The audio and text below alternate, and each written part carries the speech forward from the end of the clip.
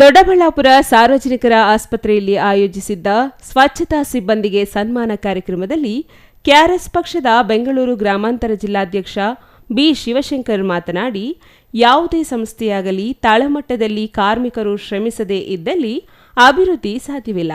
ಕಾರ್ಮಿಕರ ಹಿತಾಸಕ್ತಿ ಕಾಯುವ ಹಾಗೂ ಅವರ ಪ್ರಾಮುಖ್ಯತೆ ತಿಳಿಸುವ ನಿಟ್ಟಿನಲ್ಲಿ ಮೇ 1ರಂದು ಕಾರ್ಮಿಕರ ದಿನವನ್ನಾಗಿ ಆಚರಿಸುತ್ತಿದ್ದೇವೆ ಎಂದರು.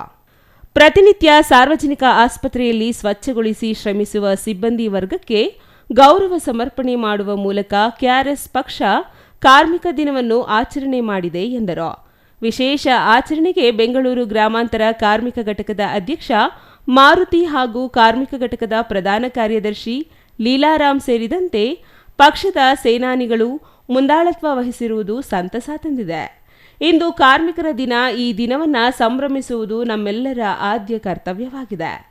ಇನ್ನು ದೊಡ್ಡಬಳ್ಳಾಪುರ ಸಾರ್ವಜನಿಕ ಆಸ್ಪತ್ರೆಯಲ್ಲಿ ಸೇವೆ ಸಲ್ಲಿಸುತ್ತಿರುವ ಎಲ್ಲ ಸ್ವಚ್ಛತಾ ಸಿಬ್ಬಂದಿಗಳಿಗೆ ಶುಭವಾಗಲಿ ಎಂದು ಹಾರೈಸಿದರು.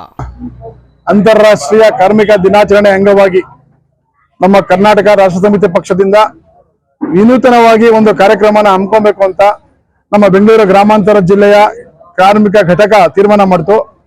ಅದರಲ್ಲಿ ಕಾರ್ಮಿಕ ಘಟಕದ ಅಧ್ಯಕ್ಷರ ಮಾರುತಿ ಅವರು, ಪ್ರಧಾನ ಕಾರ್ಯದರ್ಶಿ ಲೀಲಾರಾಮ್ ಅವರು ಹಾಗೂ ಕಾರ್ಯದರ್ಶಿ ವೆಂಕಟೇಶ್ ಅವರು ಎಲ್ಲರ ಜೊತೆಗೂಡಿ ಅವ್ರ ಜೊತೆನಲ್ಲಿ ದೊಡ್ಡಬಳ್ಳಾಪುರ ತಾಲೂಕು ಸಮಿತಿ ಮತ್ತು ಬೆಂಗಳೂರು ಗ್ರಾಮಾಂತರ ಜಿಲ್ಲೆ ಎಲ್ಲಾ ಸೈನಿಕರು ಇವತ್ತು ಬಂದು ಈ ಒಂದು ಕಾರ್ಯಕ್ರಮನ ಮಾಡ್ಬೇಕು ಅಂತ ಅನ್ಕೊಂಡು ಬಂದು ಮಾಡಿದೀವಿ. ಇದರ ಉದ್ದೇಶ ಏನು ಅಂದ್ರೆ, ಕಾರ್ಮಿಕರು ಅಂದ್ರೆ ನನ್ನ ಪ್ರಕಾರ ತಳಮಟ್ಟದಲ್ಲಿ ಕೆಲಸ ಮಾಡ್ತಕ್ಕಂಥವ್ರು. ಅವ್ರು ಕೆಲಸ ಮಾಡಿದ್ರೆ ಮೇಲೆ ಯಾವುದೇ ಒಂದು ಸಂಸ್ಥೆ ಉದ್ಧಾರ ಆಗಲ್ಲ.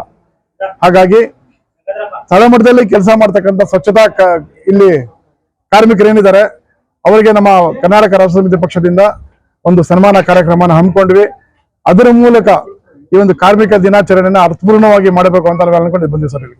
Mahesh, CTV news, Doddaballapura.